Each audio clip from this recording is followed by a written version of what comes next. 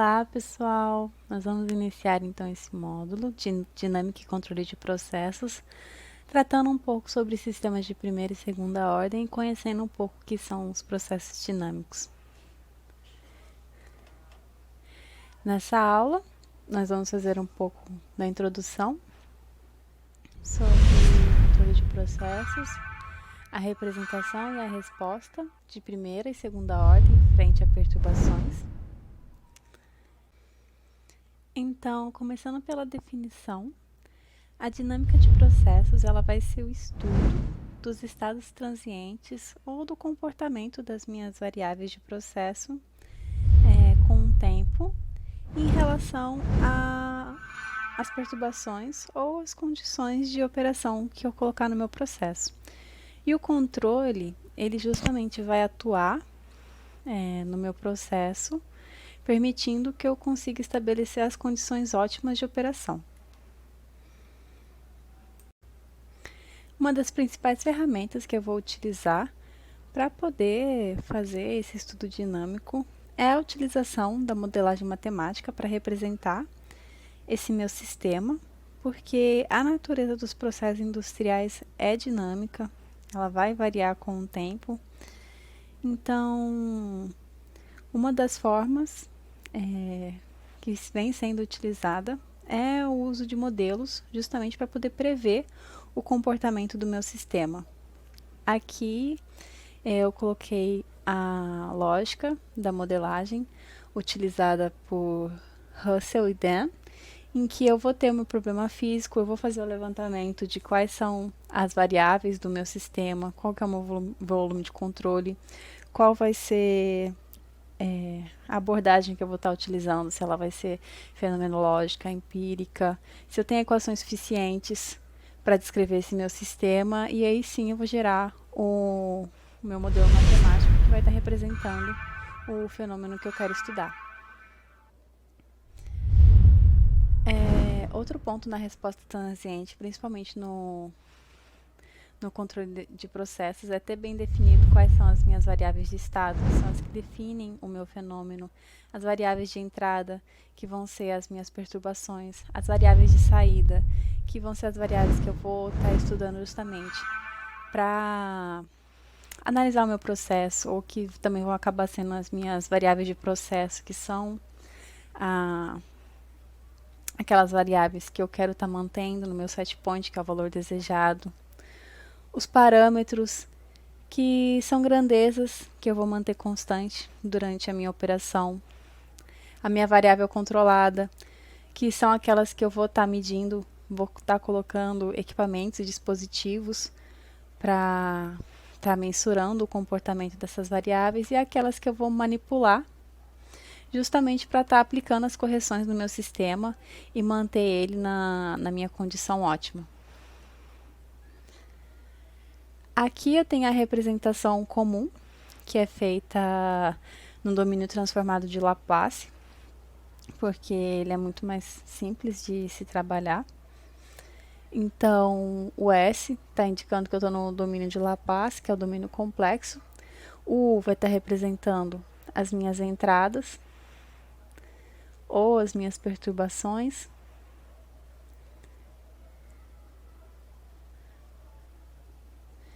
E o Y, a minha saída ou a minha resposta,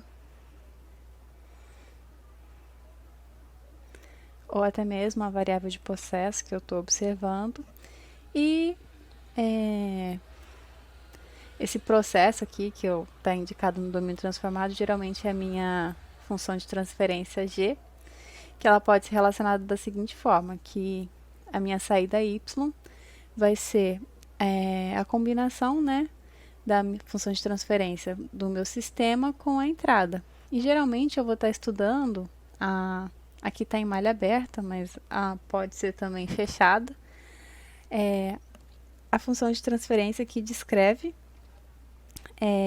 esse meu sistema sempre em relação às saídas a partir das minhas perturbações de entrada. E ela pode, ou geralmente é descrita como uma razão de polinômios, onde no meu numerador, as raízes desse polinômio são chamadas de zeros e as raízes no meu denominador são chamadas de polos. Em malha fechada, eu vou analisar a estabilidade, né, desse meu sistema a partir das raízes desses zeros e polos. Sempre que esse zero for positivo, ou seja, ele estiver à direita do plano complexo, o meu sistema vai ser instável. Independente da quantidade de zeros negativos ou de polos negativos que eu tiver, se eu tiver um positivo, o meu sistema em malha fechada vai ser instável. Então, um dos sistemas mais comuns que podem representar o meu processo são sistemas de primeira ordem. Aqui eu tenho a representação em malha fechada, em que eu estou realimentando essa minha saída para o meu sistema, ou em malha aberta, que eu simplesmente estou estudando a resposta do meu sistema frente a alguma perturbação, e ela é representada pela seguinte função no domínio de Laplace e aqui no domínio do tempo. Então, o meu K é o meu ganho estático, que está relacionado com a qualidade que o meu sistema pode aumentar ou diminuir o sinal de entrada quando ele atinge o estado estacionário, e o tal, que é a minha constante do tempo. Ela tem unidades de tempo e o valor dela depende das propriedades físicas ou das características do fluido que eu estou usando no meu processo. Outro ponto importante de sistemas de primeira ordem é a resposta frente a perturbações degrau e rampa. Eu não vou descrever aqui detalhadamente porque isso não é cobrado, que é importante vocês verem o resultado, mas eu vou estar aqui repassando com vocês. Então, eu tenho a minha função de transferência e a minha entrada, a minha perturbação vai ser do tipo degrau, de magnitude A, aqui no domínio de Laplace. E para resolver a multiplicação dessa função de transferência por essa perturbação, eu vou estar utilizando expansão em frações parciais. Então, para determinar quanto que vale essa minha constante A1 e A2, eu vou levar no limite quando esse polo vai zerar o meu denominador. Então, para eu zerar esse primeiro denominador, o S tem que ser igual a menos 1 sobre tal, porque aqui dá menos 1 mais 1 é 0, e aqui eu tenho que levar esse limite a zero. E quando eu vou resolver, eu elimino a parcela para a qual eu estou estudando esse polo. Então, para menos 1 sobre tal, eu vou fazer K vezes A sobre S. E isso aqui vai dar menos Ka sobre tal. O mesmo para a segunda constante, eu tenho que A2 vai ser o limite. Quando Ka vezes tal S vai mais 1 vai para zero, então isso vai dar Ka. Tendo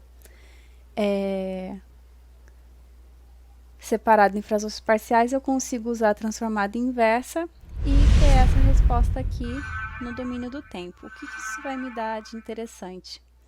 Que para um sistema de primeira ordem que sofre uma perturbação do tipo degrau, eu tenho que a minha constante do tempo tal vai ser equivalente a 63,2% do meu valor final da resposta, e também eu posso dizer que o meu sistema ele vai atingir o estado estacionário após aproximadamente 5 constantes do tempo. Essas relações são válidas para todos os sistemas de primeira ordem que sofrem perturbação do tipo degrau. Para perturbações do tipo rampa, aqui eu tenho um desenvolvimento semelhante. Então, para a rampa unitária, a minha função de transferência é igual a 1 sobre S ao quadrado. Eu vou determinar as constantes A1 e A3 pelo mesmo método que eu falei com vocês. E, sabendo A1 e A3, eu posso substituir aqui e igualar com o valor dessas duas funções multiplicadas. Resolvendo isso, eu vou encontrar o valor de A2. Obtendo qual vai ser a minha resposta a esse tipo de perturbação? Eu vou aplicar a transformada inversa e observar como é que vai ser a resposta do meu sistema no domínio do tempo. E o que eu tenho para a resposta à rampa é que ela sempre vai estar defasada, vai aparecer esse meu erro permanente, ou que também é chamado de offset, que vai ser proporcional à minha constante do tempo. Então, quanto maior for a minha constante do tempo no sistema, para uma perturbação do tipo rampa em um sistema de primeira ordem, maior vai ser esse meu erro estacionário. Agora, tratando de sistema de segunda ordem, os meus parâmetros mudam um pouco. Eu vou ter aqui a representação em malha fechada e em malha aberta dos meus sistemas, em que aqui eu tenho sistemas de segunda ordem inerentes e aqui eu tenho sistemas de segunda ordem multicapacitivos, que são a combinação de sistemas de primeira ordem, que vão gerar um sistema de segunda ordem. E as minhas constantes, aqui representado em tal, é a minha frequência natural de oscilação, e o meu QC é o coeficiente de amortecimento. O QC, para quando eu tenho uma resposta ao degrau, e eu quiser analisar a estabilidade do meu sistema, resolvendo essa equação, eu vou ter no meu denominador os seguintes polos, e a estabilidade dela vai estar diretamente relacionada ao meu valor de QC, podendo ser superamortecido, criticamente amortecido, subamortecido, não amortecido ou instável. Instável para quando esse valor aqui for positivo, lembrando. Então, para quando o QC for maior do que 1, o que eu vou observar é que quanto maior o valor de QC, maior vai ser esse amortecimento, e que inicialmente o meu sistema ele vai responder com atraso e também vai continuar lenta à medida que T cresce até conseguir atingir o meu estado estacionário. Quando o QC é igual a 1, eu vou ter um sistema criticamente amortecido, que ele é mais rápido para atingir o meu valor final em relação à resposta superamortecida, e ele não apresenta oscilações. Agora, quando o meu QC está entre 0 e 1, eu vou ter esse comportamento mais oscilatório, distinto das demais respostas vendo até agora. E que o que acontece em controle de processos é que geralmente quando eu insiro o meu controlador no sistema, ele vai acabar gerando essa resposta oscilatória, e o que a gente vai ver é esse overshoot, dependendo dos parâmetros que eu colocar no meu controlador. E por fim, eu tenho a resposta não amortecida, em que o meu QC ele vai ser igual a 0, o que vai me gerar um polo puramente imaginário. Então a minha resposta ela vai ser oscilatória, variando numa amplitude constante. Essa foi a teoria para a aula de hoje. Eu deixo aqui aberto um espaço para você dar os seus feedback nos comentários ou no grupo do Telegram. E também apresento as referências utilizadas nessa aula. Então, essa aula se encerra por aqui, mas nós nos vemos na próxima. Até breve!